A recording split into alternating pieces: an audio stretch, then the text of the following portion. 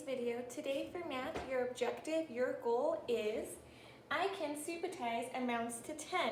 Subitizing, I know you guys used to love saying that word in class, especially once you found out what it meant.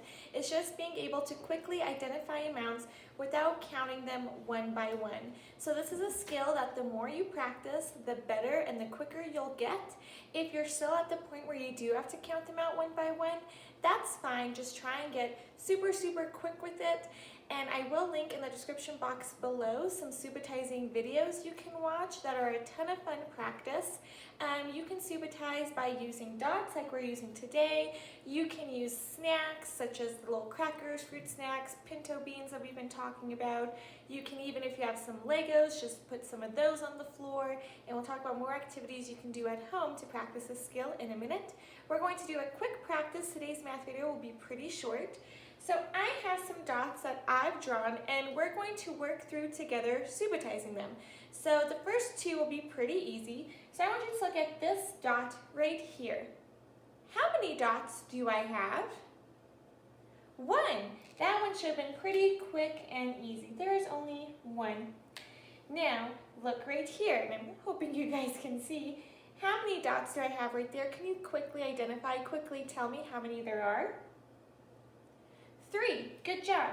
Now, some of you might have automatically known, oh my gosh, that is 3. I just knew it in my brain. Some of you might have saw 2 and 1 and know that that put together makes 3.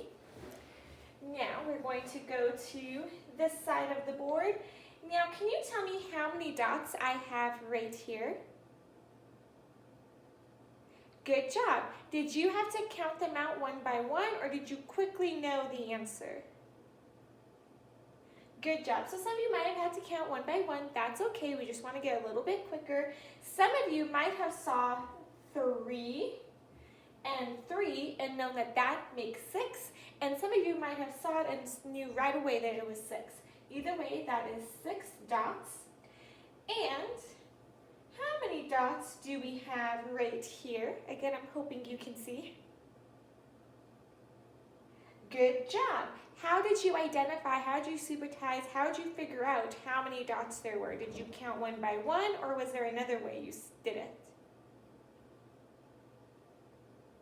Good job. So some of you might have counted one by one. Again, that's fine. We just want to get a little bit quicker with it and be able to subitize to meet our objective. Some of you might have saw 3 and 2. And then some of you, I'm going to redraw right here. And there is 5. Oops, oh my gosh, that one is huge. Okay, and some of you might have saw 2 and 2, knowing that was 4, and then that one made 5. So whichever way you saw it and completed it, that's fine. I want you to find a way that works for you. Today, your assignment is, I will also give you a couple options.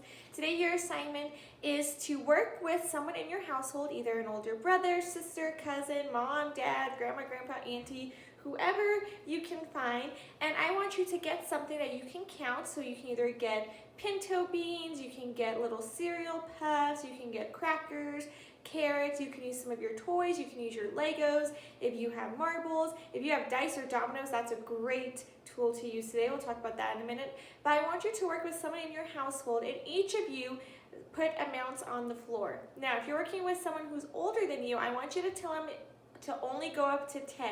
So I don't want them giving you like 75 crackers to count today. Amounts only to 10, because that's our objective, our goal. And you can just put some. So for example, if I was working with Mr. Anthony, I would put maybe like 7 goldfish on the floor or on the plate, and I wouldn't tell him how many there were, and I would have him subitize them and try to quickly identify the amount. If you have dice or dominoes, you can just simply pick out a domino and then try to subitize, try to quickly identify the amount of dots on each side of the domino.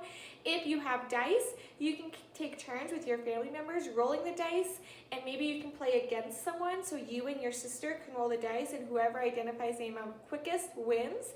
Or you can each have one turn by yourself. So I could go, I'd roll the dice, I would count how many dots, I'd pass it to my sister, Miss Nicole, she'd roll the dice, then Mr. Anthony would go, and you could do it that way as well. I'll also put at the end of this video a picture of some amounts that you can identify if you don't have any of those tools. And make sure to watch the SUBITIZING videos. They're a great practice. I miss you guys. I hope you have a great day. And I hope you stay nice and warm because it's super cold and snowy where I'm at right now. And I'll see you on the next video.